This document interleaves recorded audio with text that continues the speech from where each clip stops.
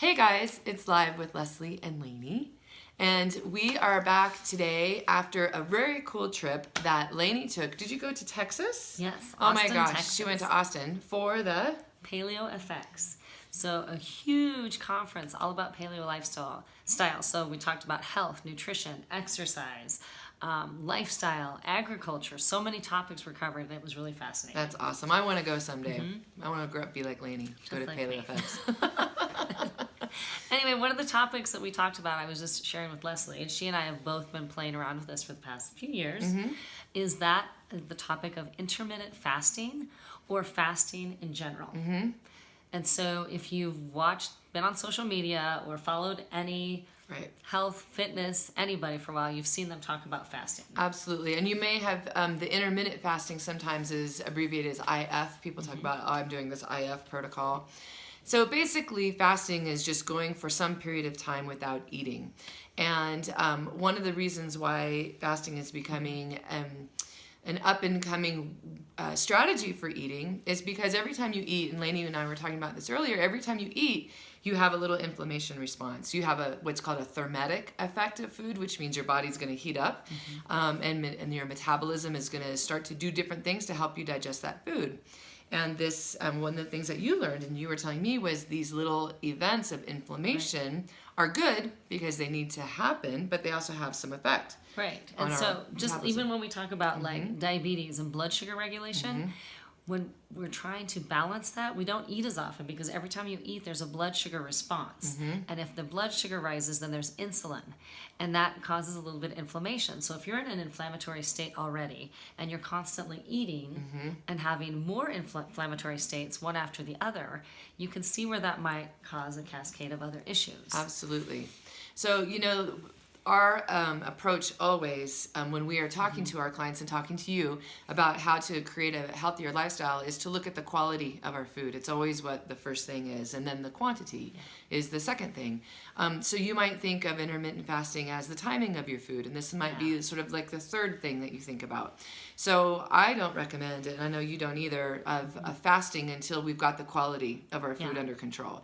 So you're not going to go to Five Guys and then do an intermittent fasting and then go, to Bridger Pizza, So we're only talking about this is if your diet is already pretty well under control in terms of what you're eating and how much you're eating. So, because oftentimes we've seen this for how many decades now? Right. Somebody online starts talking about the next greatest thing. It's the magic thing. It's blood sugar, it's insulin response, it's eat a lot of protein, it's intermittent fasting. And yes, there's research and science behind all of those. Right. But but you still have to come back to the strategy is, am I eating whole food? Yes. Am I chewing my food? Yes. Am I eating mindfully? Right. Am I fueling my body appropriately? So some of those core values need to be in place. Absolutely. So if you need help with those, we're both here. Absolutely. We do distance coaching. That was a question that came up one time. So if any of you need help with that, yes, we're here. Absolutely. Or there's a million other health coaches and practitioners you can lean toward. Yep. But if you want to learn a little bit more about intermittent fasting or how you might be able to incorporate it, that's what we're going to talk about today. Yes. So step 1, food quality. Step 2, food quantity. Now this is where the intermittent fasting can adjust. It will adjust how much you eat and when you eat. So I have started to play around with this a little bit, and I have found that I can actually, my fasting period is night until midday. So I don't have my first meal of the day until about 1 p.m. And this is after I work out. This works really well for me. And it was really fun talking to Lainey about our two protocols because they're totally opposite. Well, not totally opposite, quite different. So my eating period is between 1 and 7, and I like to have 4 small meals. That works really well for me from 1 p.m. to 7 p.m. And Lainey, actually, you eat a little bit differently. I like big meals. I really like to eat. But what I tend to do is eat my first meal somewhere between 11:30 and 12. And then I truly am not hungry for a lunch meal. So then I enjoy a really big dinner. And then I totally have extra room for dessert. So I'm eating kind of almost the same window, somewhere in the 11 to 12 to somewhere around 7. But I eat it in smaller or bigger meals. Right. So her strategy for her is 2 meals within that window, and mine is 4 small meals within that window. And neither of us would have known that that's what we needed to do until we played around with it a little bit. So first, we both got our food quality totally under control. We're pretty good at eating paleo, right? And I also allow a little bit of rice in my life, which isn't necessarily strictly paleo, but it works for me with the lifting that I do. I need the carbohydrates. And then sweet potatoes are also a big part of my life, and they're a big part of your life as well. And then the other thing that we both have a commitment to is local agriculture, and we'll have another podcast on that entirely. But eating from our region is important, and eating seasonally is important. So then my small meals might be some protein and rice right after I work out. And that's a really great way, a small meal for me to get some carbohydrates and protein into my body. And then if on my second, third, and fourth meal, won't have that rice, right? So for me, the timing of my rice is right after I work out, and that works really well. And I don't ever eat more than like a cup. Yeah. And here's the deal. We've said this before, but it is very individual, so you have to play around with it. So as a backup, I love to eat. And the other strategy that we want to talk about is flexible eating. Yes. So last week, for example, I had that 11 to 7 or 11 to 6 eating window Monday through Thursday. And then on Friday, I didn't have to be anywhere early. So guess what? I made a big, beautiful breakfast at 9:30. And I totally enjoyed it. And it didn't throw off my energy. It didn't throw off my weight on the scale. But the body has the ability to adapt. But there's also times when the body needs time to heal and to process things.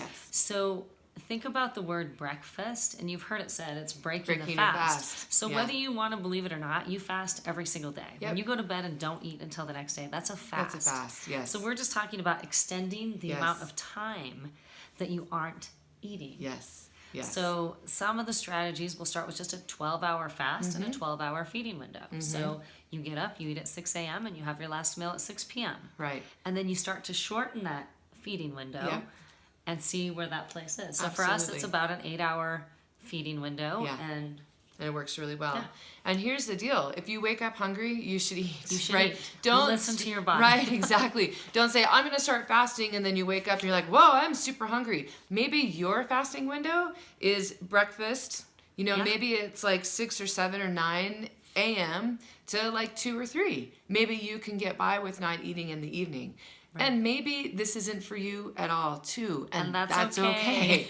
It's totally okay, right? All of these lifestyle factors are just things that we are interested in really experimenting on ourselves to see if we can have optimal health. And if your optimal health is with 3 squares, 1 in the morning, 1 at noon, 1 at night, awesome, right? Don't change a thing.